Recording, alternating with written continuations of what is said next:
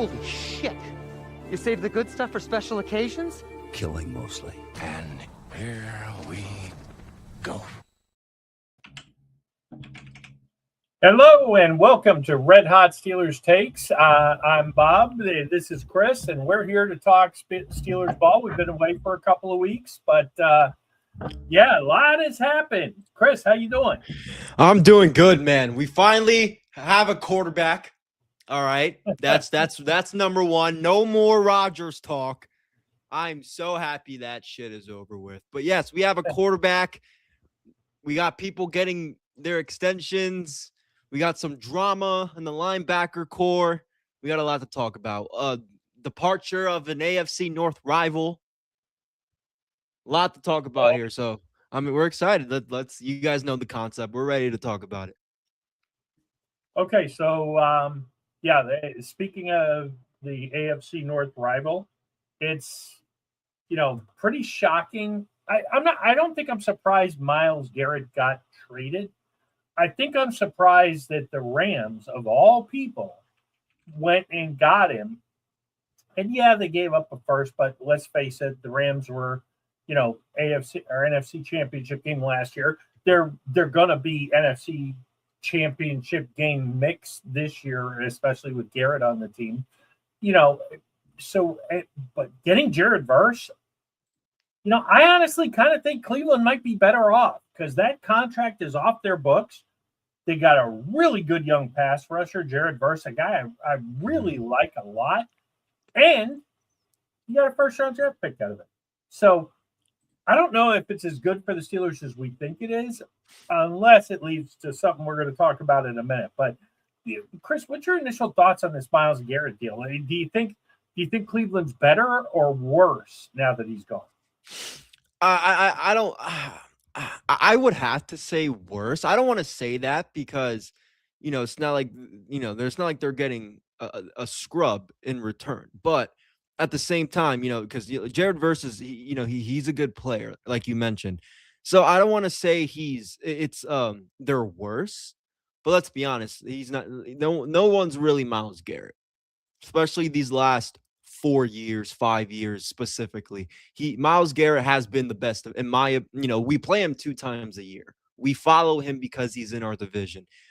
I would, he's definitely a top 3 defensive player in the league, if not number 1. I know, there's 2 people that a lot of people like to talk about, at least in my friend group, and that's TJ and Crosby. I think Crosby fucking sucks, but that's another topic for a different story or another day for a story for a different day. But I was shocked because I'm not surprised he wanted out. What was all, and I remember it, I might get a trade, whatever. The Cleveland Browns did whatever they could to keep him back. It was a hot topic because I remember watching Monday Night Raw on WWE, and Kofi Kingston goes out there and says, nobody likes this fucking city. Even Myles Garrett wants to get out of here. And at that point, around that time, this is like last season, like not the off season last year, though. I think it was the one before where he was having his the real rumors were happening. So I knew it was going to happen eventually, but LA, I was very shocked when I got the ESPN notification.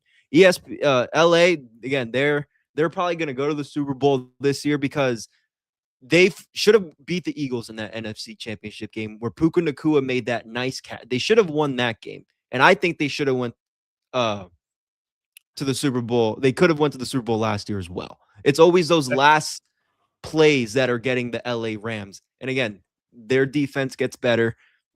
I would say worse for the Browns ultimately, but it's not by much. It's not by much. Well, I will tell you this. I have heard the rumors, and I was watching Cooper Kupp on an interview where he spoke up and said, I've already talked to Aaron Donald and told him he's not allowed to come back. There is a rumor that Aaron Donald may come out of retirement to play with Myles Garrett. He's only been gone a year. Mm-hmm. So that would be a very interesting development.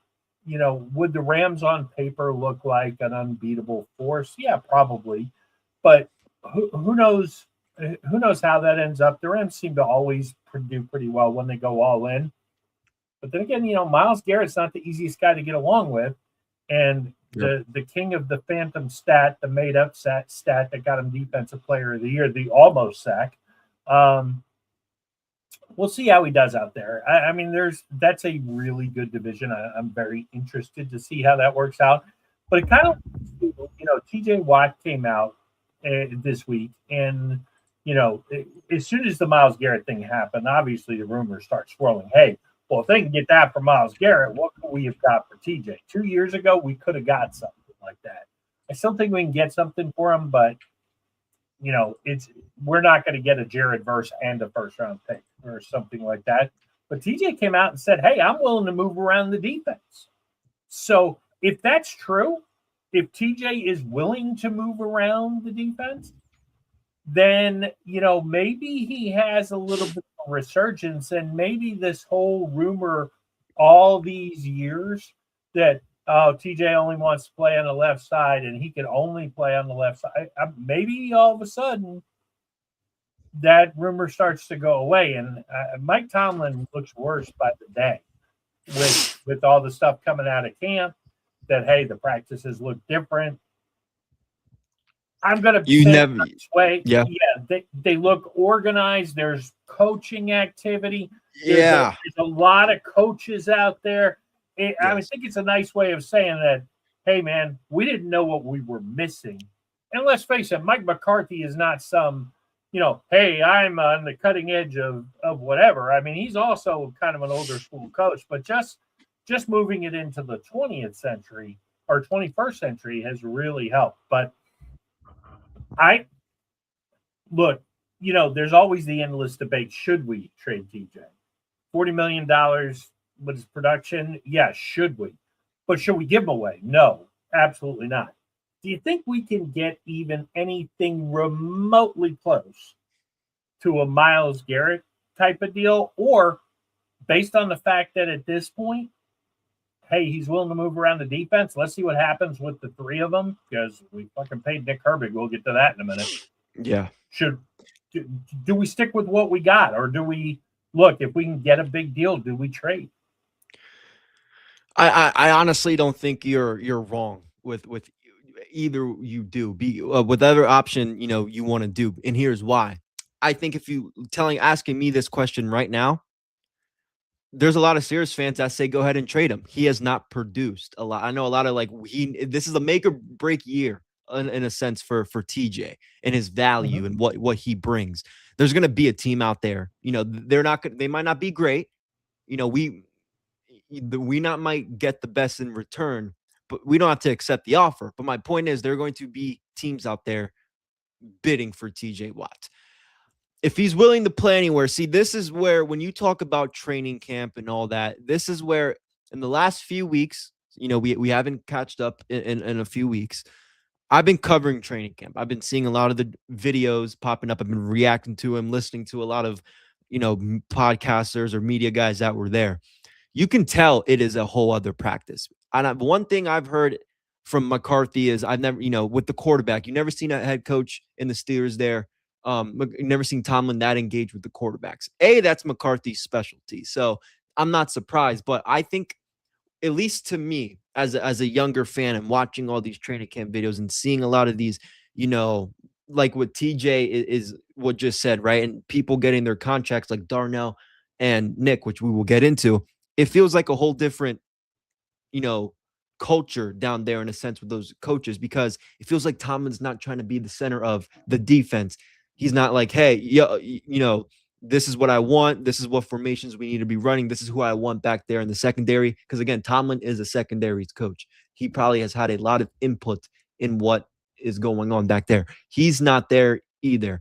And Arthur Smith, I still think he was a problem. I know a lot of people aren't giving him the, they're not coming at him as much as they should, in my opinion. He's also not there. I don't think Tomlin and Arthur Smith worked well together. And I see Mike McCarthy, at least from these training camp videos, I'm going to step back. I'm going to head coach this team, work with my quarterbacks. And I know I trust the new staff that I brought in to do what they got to do. And I think I think the players have embraced that. I do. I'm surprised Rodgers didn't sign sooner, especially with McCarthy and a couple of his former coaches when he was in Green Bay. So it feels different. And like you said, it does not give Tomlin a good look. If the Steelers come out swinging and we start beating some of these teams early on, especially the teams that, don't think the ESPN analysts, they're not going to beat whatever. It's going to surprise a lot of people. And TJ's going to have to be the face of that. He's going to have to produce more on the field than ever. So I get to that. I say all that about the coaching and the environment because I wonder if TJ's like, I want to see how this goes. Maybe he believes that something is there. But again, you go get your a first round pick. You get the next Dexter Lawrence, whoever you want. I'm also not going to bitch about that either. Yeah, and Tyrone, thanks for joining in. We're going to get to paying people in a minute. Joey Porter, yep. Definitely a name. Yep. That is definitely a name on the top of the list. The interesting thing for me on the TJ front is, did he internally find out? I mean, you players talk. Did he know? Hey, man, Myles Garrett's about to get traded for basically an up-and-coming, maybe top 10, 12-ish edge rusher and a first-round pick, and you can't get anything from me? I'm not saying he wants to leave. I'm not. But TJ has always struck me as a me guy. So I think there is a part of him that says, wait a minute. He's worth that, and are you really not trying to trade me, or can you not get anything for me? I almost wonder if pride would get to him and say, hey, Omar, I'm not saying I want to leave. But what I'm saying is I want to at least know because him and Myles with the rival, and really, as far as I'm concerned, up until last year, TJ was the dominant force in the rivalry. He was the better player. But last year, he definitely fell off the table. So I wonder if there's some of that. I also wonder if you talked about Aaron, surprised he didn't sign sooner. I think there's some merit to the fact that he waited. And the NFL kind of knew because they put the Steelers on several times, not as many as they would have, I think, if he'd signed early, especially with him coming out and saying, hey, it's a retirement tour. I do think if the Steelers are competitive and with Aaron, I think they will be. And especially, I think the defense is going to be tremendously better. I think the second half of the year, we're going to see the Steelers get flexed into games quite a bit. We're going to see a lot of them. Now, that being said, if something happens and we shit the bed and we start out 3-3, 2-4, or whatever, I don't think we're going to rebound from that, nor should we try at that point. I mean, at that point, put the kids in, see what you got. I mean, I think we need to, when we did our predictions with Aaron, anticipating Aaron, we were thinking, hey, they're going to start 5-0, 6-0, something like that. They're going to get off to a fast start, and then the second half is going to be a struggle. It's going to be, if they could swing something. I know Ray Fittipaldo was on the Fan the other day, and he thinks it's going to be Highsmith. I agree that Highsmith has the most value as far as I'm concerned right now. If I was a team and I wanted an edge rusher, I would pick up Alex Highsmith because he's got a very team-friendly contract. He's only got 2 years left. And as far as the market goes, I mean, he's in the high teens. TJ's $40 million a year. You're taking a big swing. Now, if you're Detroit, I don't think as much Buffalo. But if you're Detroit, even though I think their window's closed, I'm not convinced they think their window is closed. Maybe you take a swing at a guy like TJ, but you need somebody who thinks I'm Myles Garrett away, who missed out on the Myles Garrett deal, to say, okay, the next best thing is TJ. But, at this point, if you could get one, I think you got to jump all over it and do it. And for Highsmith, I know Fittipaldo said a second. I think that's possible. I think a third and a player is probably a little more likely. And if they could get one more really solid, not a top of the line wide receiver, that you're not getting that for Alex Highsmith. But if you could get me and I know he signed with somebody, but like a Dontavian Wicks-ish, kind of a low 2, high 3 type wide receiver. Because as much as I like the rookie Bernard and watching tape, as much as I want to believe, although I don't in the slightest, that Roman Wilson has turned a corner. I don't either. Man, if you could get me one more professional and Bernard is working as the 3 and 4, and the guy you bring in is working as the 3 and 2, to give with Aaron Rodgers and just say, hey, we're going to take one run at it. He's gone after this year, and that's that. I think I would want to do that. I think the question is, would the Steelers do it? Omar's got something working. I cannot believe we're going to pay almost $100 million to 3 edge rushers. No, and I don't want to jump too far ahead here, but we are talking about Alex Highsmith, and it's tough because at this point, if TJ is willing to move, I do think you should try to get what you can for Alex Highsmith. Now, he apparently had an illness, which say what's up to Somber. I appreciate what you up, joining. Somber. He had an illness, reportedly, and I know people are. It's mandatory. I understand that. Trust me, I do.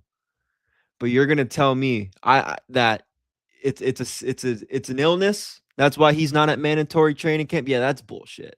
Get out of here. He saw that, a role player, somebody that comes in as a role and on specific formations, just got a freaking bag. And I'm a starter. TJ just got his money last year, and I think around the late 2025. What's going through Alex Highsmith's head? I want more money. You know what his illness is? Lack of funds. Money-gitis. That was Alex Highsmith's illness. I believe he wants more money. And I just don't think he's getting that. I'm not just talking about the Steelers. I'm talking about any football team. Why am I paying a role player the amount of money I'm paying Nick Herbig for 4 years if I don't plan for him to start? I just paid arguably a top 3 defensive player in the league, even with the seasons he's had last year, maybe top 5 to go the lowest last year at the end of 2025. How the fuck am I? Why would I pay? Why would I pay for you? They are, in my mind, I already have my decision made up. That's why I'm saying, it might not be what we want. Try to get the best you can for Alex Highsmith at this point. I know TJ is what is going to get us maybe for a good player for the future. I do understand that, but I can also understand maybe TJ Watt, the diehards of the Steelers fans like us, that want to look at the positives all the time. Mm-hmm. I'm going to be one of those fans. I think this could be something here. I think it could. Yes. So if I had to sit here right now, June 5th, again, maybe next week's show, whatever happens, I might change my mind. But if I'm sitting here right now on June 5th, I'm telling you to get what you can for Highsmith and get the ball rolling with TJ moving around. Somber, I love the new pick of the dog. Yeah, I do think you're onto something, that the plan is to transition to Herbig and Sawyer, hopefully. Yes. I kind of agree. He's another one that I think we forget about a little bit sometimes. I know it's only going into his second year, but I think you can keep Sawyer for a little bit. I think the few plays and the few times he's been on the field last year, he's made some good plays. He doesn't have to be the best player on that field. I think he was a little overrated at Ohio State, being honest. But you know what he did? He made plays. That's all he has to do.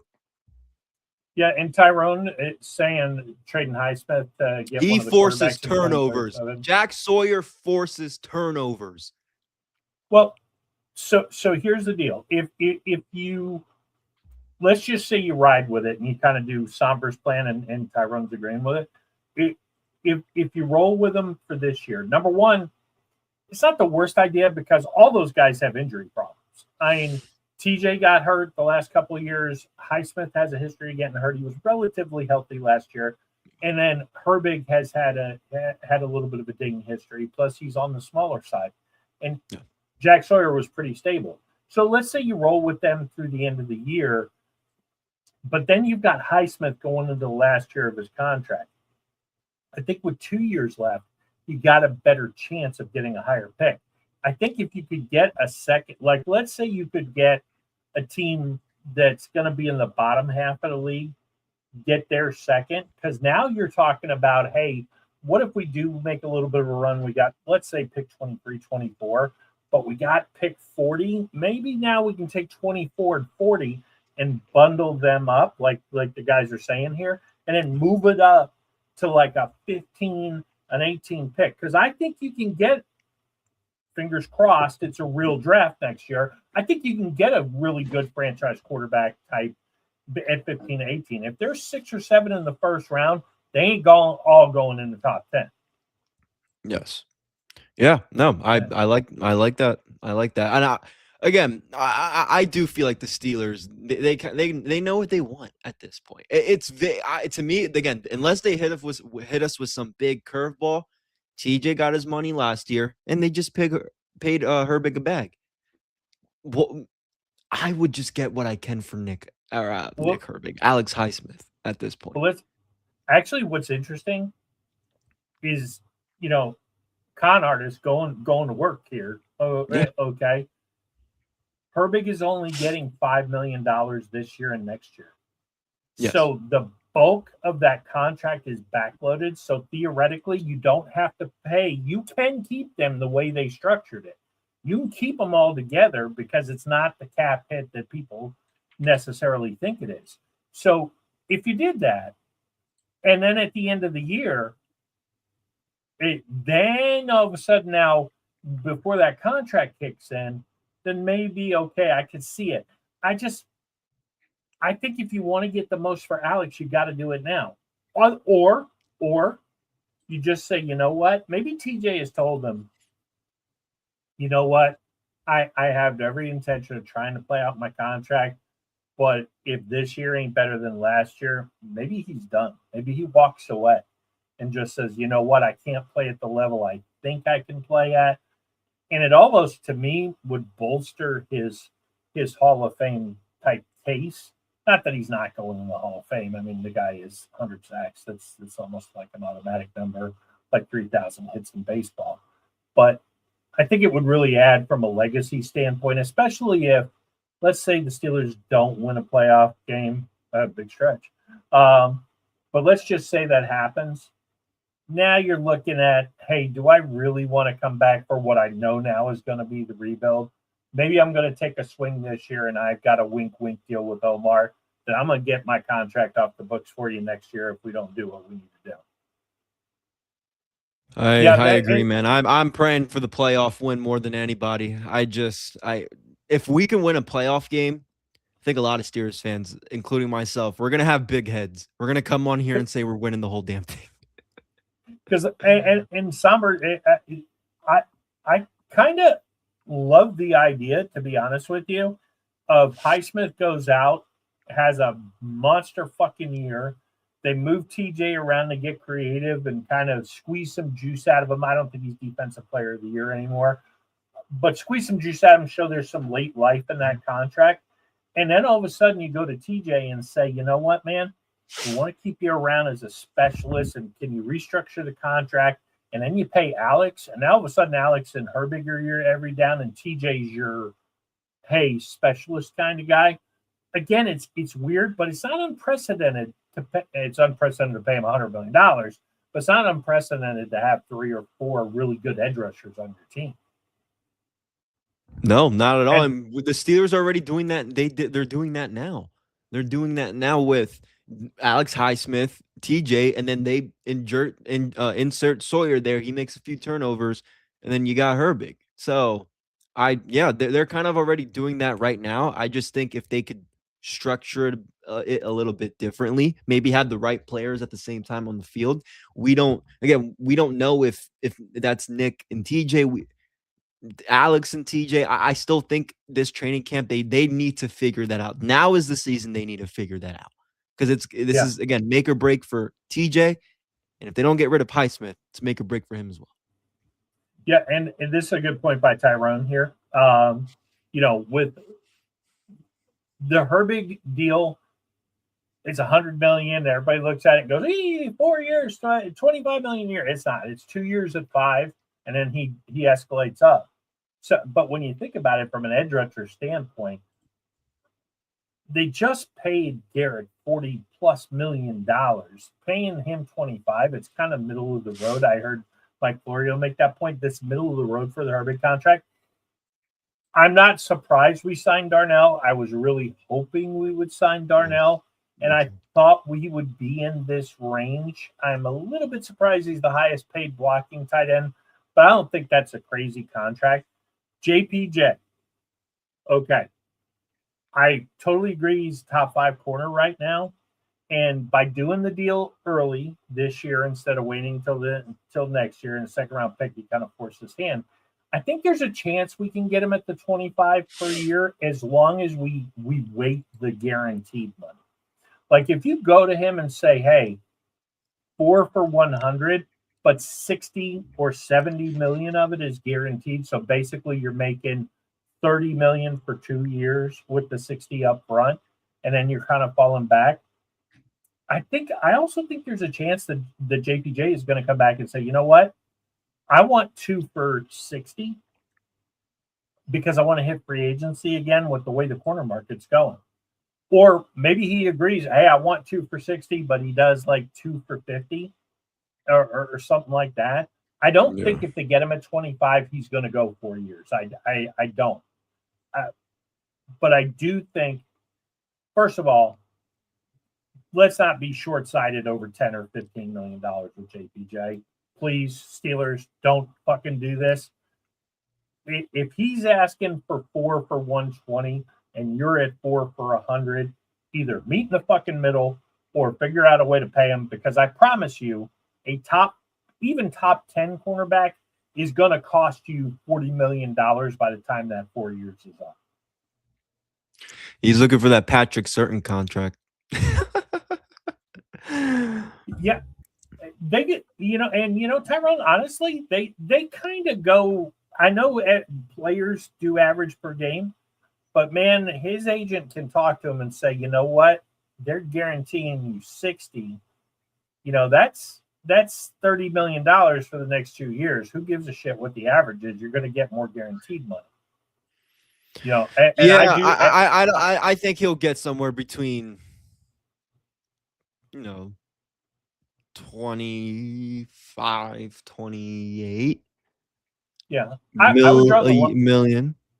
I would draw the line at 30. Yeah, I'm drawing the line at 30. I don't think he's going to get that. I could see him getting maybe 25 to 28.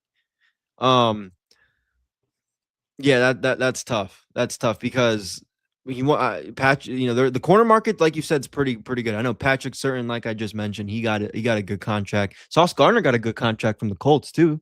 Last time I checked. That's and true. Who's the dude? What's his name? The dude from Carolina, Jace Horn. Yeah, he got a good contract too. So the corner market's pretty popping right now, and I wouldn't be surprised. He'll definitely have more than Pat. I think he'll have more than Patrick, because I think Patrick's at like 22, 23 mil, maybe 1 mil higher than that at the most. So he'll probably get like a Patrick Surtain deal, maybe 27, somewhere in that category. He's not getting 30. He's not getting that Sauce Gardner contract. Sauce Gardner has like 30. He's getting like 30 million. Well, this is where you kind of want Omar to be far-sighted here and say, "You know what? Yeah, 30 is big for us, but 2 years from now it's gonna cost us 40." Then maybe you stretch a little bit now. Look, if that's really true, Tyrone, that he wants 3 for 81 and you're at 4 for 100, it's no brainer. Just do it. 3 for 81. Yeah. Throw him 40, 45 guaranteed, and move on. I mean, I would like to get him locked up longer, but you probably have to get up into the 32 to 35 range to do that. And also, let's face it, for those who don't remember, Joey Porter left Pittsburgh, his dad, on not the best terms in kind of a contract type dispute. So I mean, And then they made is him a it- coach, and then they said, "Nope, you're gone." is it maybe a like father like son where he's asking a little Yep, bit they too much? said, "Nope, sorry, your coaching duties are done." I just don't want him to be cheap, and you know, and at 81 versus 4 for 100, 3 for 81, that would come to me as cheap. Omar hasn't really operated that way. I mean, they rewarded Darnell for being a good soldier. Joey Porter has been fucking. I know that he was handsy and That was my man, big problem. That was my big problem. He was very handsy. Pass interference, number 24 defense. And I'm like, it's fucking Junior. I would always say that. Every time I'd see the flag, I'd be like, it's Junior. It is fucking Junior. But he's yes, I certainly think we talked about this because when we talked a little bit about our defense, one of our earlier shows. I do think Yeah. he's got rid of that habit. But yeah he's he's probably legit stat wise the top 5 corner last year. I mean, it's not. Yeah. He was. That's not And a question. He's probably long term no worse than a top 10 corner. You got to pay him. We've been looking for a shutdown corner since Ike Taylor, and we don't know if Joey Porter can catch. I mean, he's had a couple interceptions. They don't really throw his way a lot.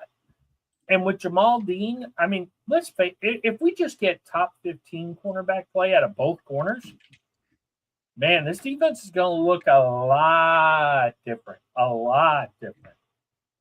You know, and yeah, he's cut his penalties way down. I give him tons of credit because what he did his rookie year, where we were like, oh shit. And then his second year was more like, come on, man.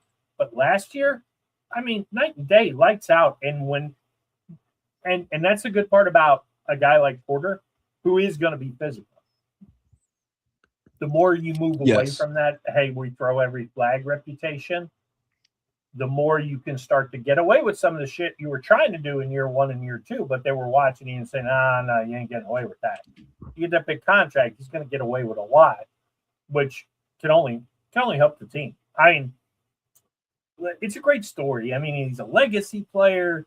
He's essentially a first-round draft pick. Even it was a weird year where pick 32 was the first pick around round 2. He's a Pittsburgh guy. I mean, we don't necessarily want to get into paying every Pitt and Penn State player and drafting all those guys. But, man, this is a guy who's producing at a high level on the field. So you got to do what you got to do to keep him. That's why I don't hate the idea of keeping Herbig. I love the idea of Darnell, the whole, hey, he's only going to play 4 or 5 years because of his knees. Looked pretty good last year. I mean, if he doesn't break his arm, does he pass DK in receiving? No. But maybe while DK was out, Darnell would have blossomed into that 6 to 8 receptions a game, 70 to 80-yard guy. I don't think he's ever going to be a top receiving tight end. But, man, good luck trying to figure out how to cover that guy. And I love the, kind of an under-the-radar signing, and he's had a weird career. But, man, I love Robert Tonyan. I've wanted the Steelers to sign him for 2 or 3 years because he's not a great blocking tight end, but man, and now what you get him with Aaron. Last time he played with Aaron Rodgers, he led the league in touchdowns for tight ends with 11, and he's had a weird career since. So I don't hate the fact that that's our third tight end receiving guy, especially when you look at Nowakowski, who's probably going to play some fullback and play some tight end. So we got our guy. I'm really happy about how that's coming together. And I saw Somber mention Spencer Anderson. I would give Spencer Anderson 2 for $10 right now and see if he'd sign. Because let's face it, he was a 7th round pick. $10 million is a lot of money for a 7th round pick over 2 years. And I think for getting him at worst as a swing tackle, a guy who can also play guard for you, man, that would be a really nice get in a depth roster build. I don't know how I feel about this rumor about Keanu Benton. There's a rumor that they're courting him for $14 to $18 million a year. I can't go there. I want him back, but not at that price. Do you want to pay 15. Let's just say it's $15 million a year for Keanu Benton.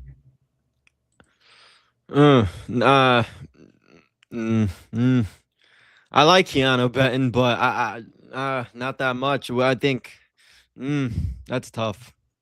That's tough because it's one of those things where I like the guy, but he's not worth nowhere close to that. Yeah. And what we're gonna pay the no nose. He's mainly a nose tackle. No nose tackles making that. Well, he's not really a nose tackle. He needs to move. He needs to move, but that's where he's played a lot. Well, that was under the previous regime. I don't think we're going to see Keanu on the knee, on the nose. Fair. You know, we got to get used to that different regime. That's fair. That's fair. Yeah, I still don't think he's paying. We give him that much money though. There's going to be a lot of fans this year, and notably a quite famous one. Well, at least famous as far as the podcast world is concerned. Who's gonna eat some crow. This is not business as usual. This is not, you hear the reports and you hear the things doing differently. You hear that the defense is going to look different. You hear that the offense. I mean, we're so gun shy and we're so traumatized over the last really decade of football. Mm-hmm. Man, this feels like how it felt at the end of Noel, where fans were like, it doesn't fucking matter who we get. We're not going to win. And then all of a sudden with Tower, hey, 3-4 years in a row, we're going to the playoffs, we're going to the Super Bowl, we're going to championship games and win it. But, it changed on a dime. I think this is going to change on a dime. I think McCarthy is helping Omar. And ultimately, I think this is why they hired him. They didn't want the next guy for 20 years.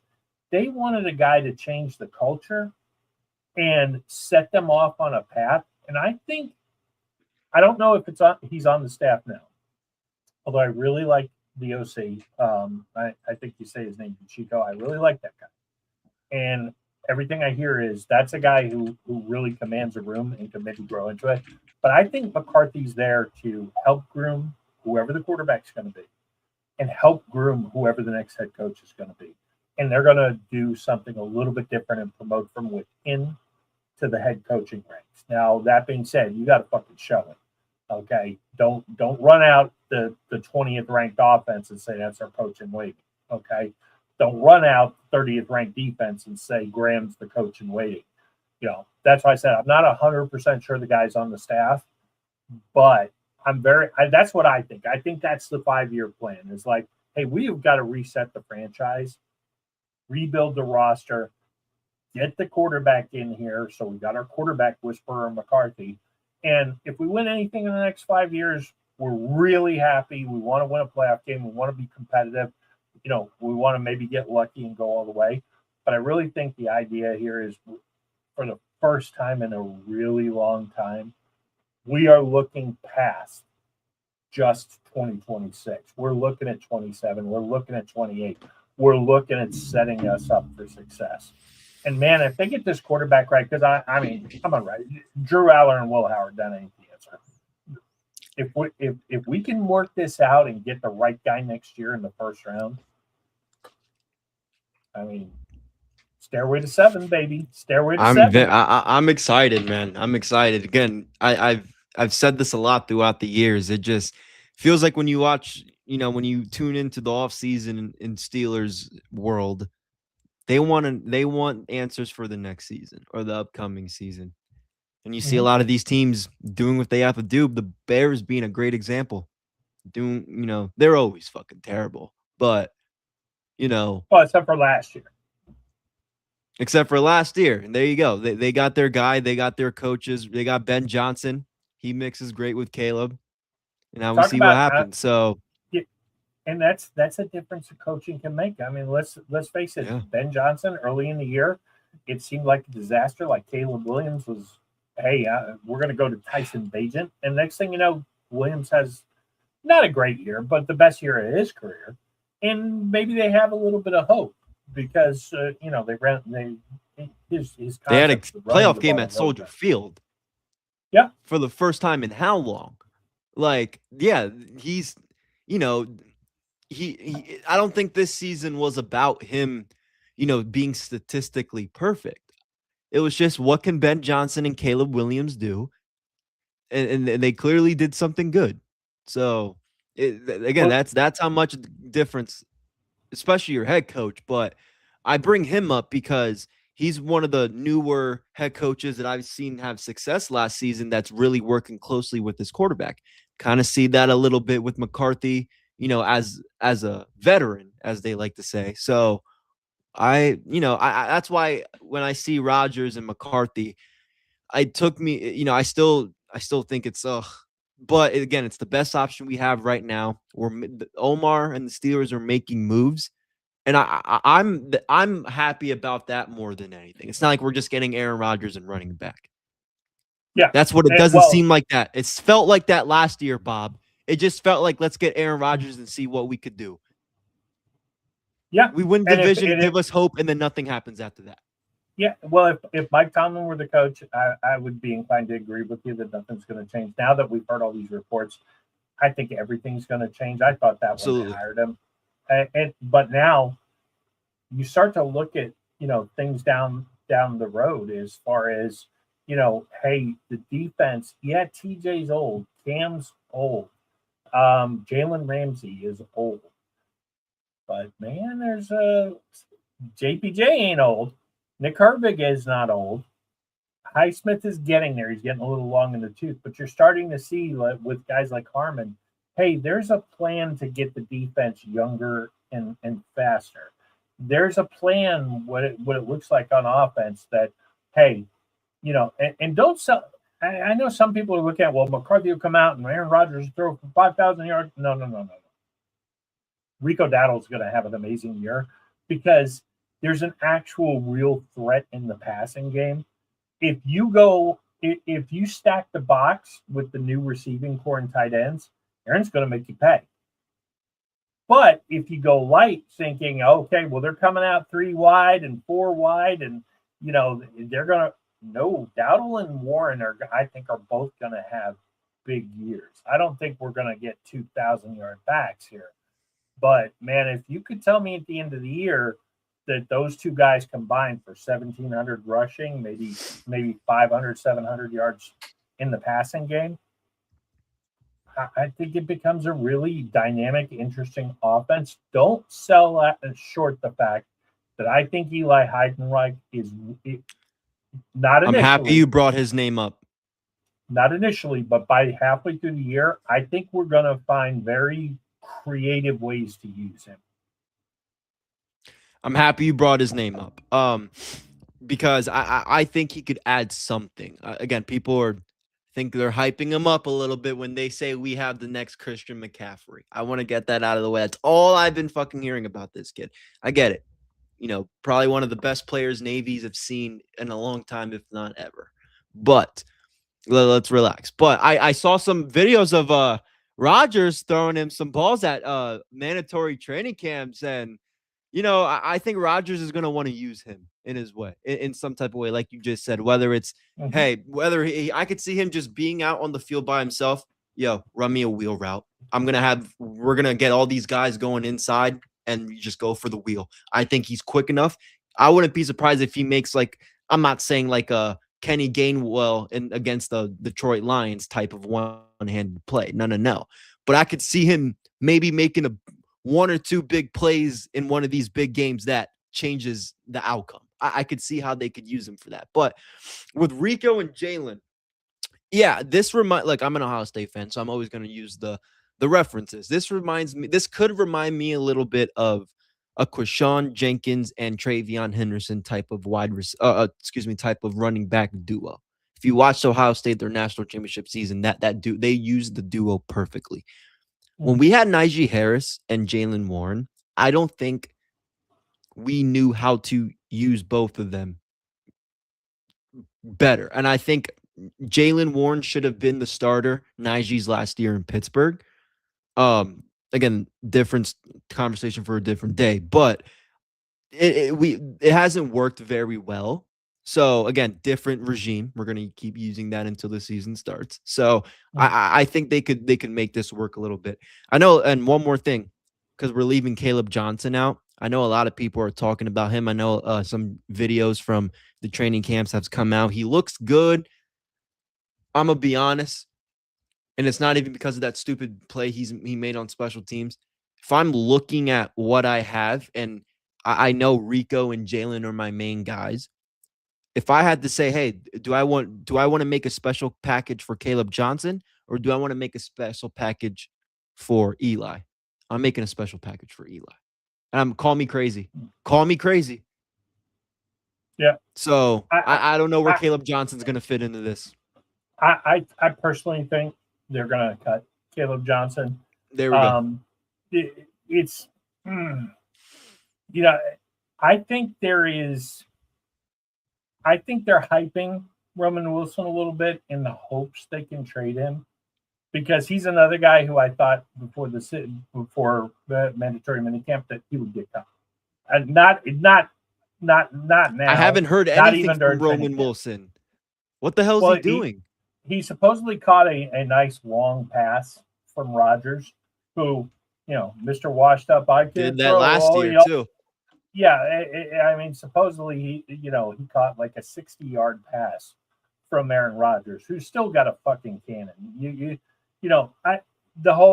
doesn't throw the ball down the field. It's not because he can't throw the ball down the field. He just adjusted to the fact that, I think last year, as a matter of fact, the one Hail Mary he uncorked was the longest, in the air throw in the NFL last year. It was like 70 yards. So he's still got the cannon. He's just not, he's like any other 43-year-old who would get out there and play. I mean, he has a really quick release time for when he's 43-year-old. He doesn't want to get hit. Yeah. So hopefully the line will do a little better this year so he can hold the ball a little longer. But right. I still think it's going to be a lot of quick passes. The difference is, and what I heard Fittipaldo talking about it, he said it is very noticeable how much he is force feeding the ball to DK Metcalf. That there's a much better connection this year than last year. And if those two are on the same page and DK can get his fucking drops under control, we saw what happens. You hit DK going across the middle. I mean, that I think it was the Minnesota game where he just kind of picked up the defensive back and threw him and then kept going. So, man, DK is a problem in the middle of the field. And if you're going to start using, they're going to use the middle of the field this year. Oh my God, that's the one thing I complained about on my show all last season. Throw in the middle of the field. All I've seen was DK, whoever else, Calvin Austin. Outside goes, they're running near the sidelines. These corners are pushing these guys out of bounds, making them ineligible. What are we doing? That's why when you say middle of the field, Bob, it just makes me so happy. We're going to see a lot of balls thrown in the middle of the field this year, and it's going to make such a difference from last year. And the real Steelers fans that seen the offense, because I'm an offensive guy, so I like to study a little bit more of the offense and the defense. You're going to see that a lot more in this offense this year. Pat Freiermuth, throw him the ball in the middle of the field. They didn't do that at all. Yeah. Well, I think what you're really going to see a lot from the offense this year is drag routes where they're freeing up DK and Bernard and guys like that underneath. And I also think that, if you play Madden a lot, the Steelers offense has looked like this for really since 21. We either run streaks, all streak, or all curls. There's balanced offense. They're balanced offense. Yeah. Yeah. I mean, I think we're going to see drag routes. I think we're going to see radically different concepts in the passing game. And I also think we're going to see, like, Rodgers for his career is he's not a, hey, I throw it over the middle all the time. He's not afraid of the middle of the field. We saw that a little bit last year. Like when they needed it a few times, he was hitting Pat down the seam, especially later in the year once they kind of forgave each other. Well, Aaron kind of forgave Pat, and maybe just out of necessity with a couple of deep passes. But yeah, I think this whole concept is going to be so much better, so much more interesting to watch. Look, it may fall flat on its face, but that being said, if I'm at least watching something fucking different on the field, I don't care if it fails. I just am happy that because we know the other shit doesn't work. Keep the game close. Hope Boz hits a 60-yarder. That'll work against really bad teams. But we don't play a lot of really bad teams this year. So we're going to have to go win some games. And I think we will. And we have to. It has excited. to start early. Has to start early, man. We can't go 3-3 or even worse 2-4, and then we start beating these teams, and then we can't do that. We got to start out swinging. And again, more importantly than ever this year, it is important that the Steelers beat the teams that they need to beat. Yes.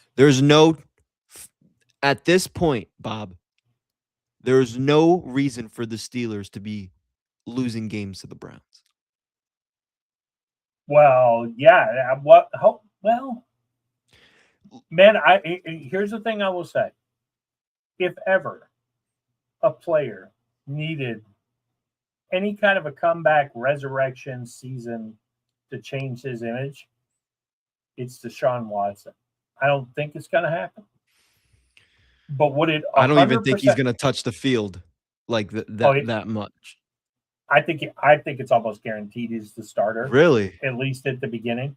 You're paying him $50 million. Fair. You got to put him on the field if he's healthy. Fair. And I think, look, I don't think he'll ever be what he was.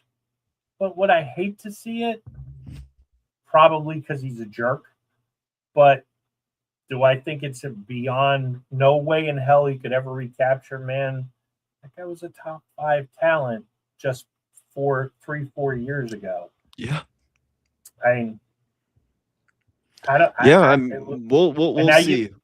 You got all these receivers, man, that they drafted. They had a really good draft. They did have a good draft. For our sake, for Pittsburgh's sake, and knowing Cleveland, they're going to fuck it up somehow. But that being said, they'll probably beat us in Cleveland. No, I remember I told you we're going to break that. Oh yeah, no, that's what I said. Yeah, I remember that. Yeah, that was with Tomlin. That was a Tomlin streak. We're gonna break that fucker this year. Oh man, he broke his Monday night streak. He said, "I'm out." Yeah, exactly. So, all right. So, hey, so what do you got going for wrestling tonight? There's so SmackDown, WWE, they're in the European tour. So SmackDown was already at 2:00. So we're enjoying the NBA finals tonight. Yeah. My host, our founder of the Sports Strategy Network, Kev, he is an Uber. He's born and raised in New York, so he's an Uber New York Knicks fan. If you guys want to hear him do the play-by-play, he does the play-by-play over on our YouTube channel, and the Sports Strategy Network does a great job. He's very energetic. It's like when Wemby does something crazy or something, or the Spurs are going off, I like to watch him just because I like to see him get like fuck, but he's commentating. But then when Jalen Brunson makes a clutch shot, Brunson so it's very fun. It's very entertaining. Go check him out. But yeah, we got our show tomorrow. And just the normal stuff. Again, wrestling's kind of so we're enjoying the finals until it's over. Sounds good. And we'll be back again next Friday with news and notes, hopefully a JPJ contract to talk about. Yes.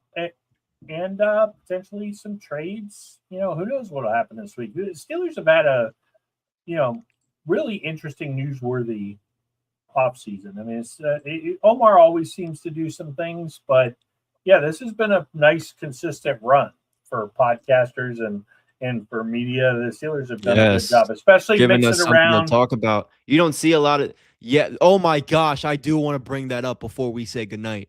The Pirates are second in the NL Central. A couple games over 500. We might have playoff baseball in Pittsburgh in October. 3 games out of first. I think I heard today we got the Braves. They're playing pretty good ball. So, if we could take care of the Braves, man, my confidence is going to keep getting bigger. But Pirates are looking are looking pretty good right now. Yeah, I mean, I heard some stuff today. They've only got to go 57-43, which I know in past years. It's only. But man, finishing 14 games over 500, the way they're swinging the bat, the rest of the way, man, they do that, they win 100 games. I think they got to trade for a reliever. They got. I was about to say, I felt like that was never their real issue. It was their freaking pitching. Mm-hmm. That was their problem. But I'm enjoying the hell what I'm seeing out of Pirates baseball. I don't want to get, again, I'm not going to get too excited until like August. September. If we're in the same kind of spot, second in the NL Central around, August, I'm gonna throw a fucking party. It's July 4th for me. If they're really in contention in July 4th, then I think it carries over, because I think, I'd almost like to see them maybe start to, because they did it towards the end of the year, the last couple of years with Skeens where they've limited his innings. I think right now, maybe even give him a start off and just let him, because of the World Baseball Classic, just let him kind of get that arm back, sit out for a week. And you hate to say that with such a great player. No, you're right. No, you're right. He pitched a good amount too. He was their main pitcher for the World Baseball Classic. He pitched in the championship game against Venezuela. I mean, yeah, I agree with that. Again, I usually like to give it around All-Star time, but again, around All-Star time, if we still have this lead going on, Paul Skeens gets a break. But if they could keep doing this with like a Mitch Keller, if he could kind of be that, which I've had some complaints about him the last few years, but if he could kind of be that guy while Paul Skeens kind of limits his innings, and then after All-Star break, if we're still here, get Paul Skeens going before the playoffs, Bob, it's going to be fucking fun. It's going to be exciting. It's already been a fun year. It's June, and we're still talking about Pirates baseball. So. The Pens in the playoffs, Steelers in the playoffs, and now we can get the Pirates in the playoffs. I don't know, man. Pittsburgh sports, I know we haven't won playoff anything since 2016. Anything. The Penguins even really haven't won playoff games since that long. Like a series. Yeah. A series. So City of Champions, baby, it's coming back. It's coming back. 2026. Everyone likes to say that the trend in 2026 is that we are reliving 2016. Just saying. Hey, if we want to relive 1979 with the Pirates and the Steelers winning championships, we can do all that too. We could do it. I would love it. All right. Well, guys in the chat, Somber, Tyrone, thanks for joining and commenting. Please subscribe if you're watching this later. Drop a comment in the notes. We'll try to address it on the next podcast. But until next week, and you guys get the show tomorrow, right, Chris? Yeah, we should be. Our channel will be live. Our channel is usually always live, whether it's Saturdays, every Saturday, but we're usually live, whether it's, again, basketball. My co-host, one of my co-hosts, he's a newer guy we brought up on the team. He's actually a Browns fan. So we're definitely going to be talking some AFC North ball. We got to get it. We got to get him on. I promise. We're going to get him on. He's my co-host for, he's the third guy on our channel, but he's my co-host on Wednesdays when we cover AEW. He's a great dude. He's very knowledgeable about all sports. So we'll definitely talk about that. But he's a big Cleveland Browns fan. Sweet. All right. Well, guys, thanks for tuning in, and we will talk to you next week. And just like that, I left everything. See ya.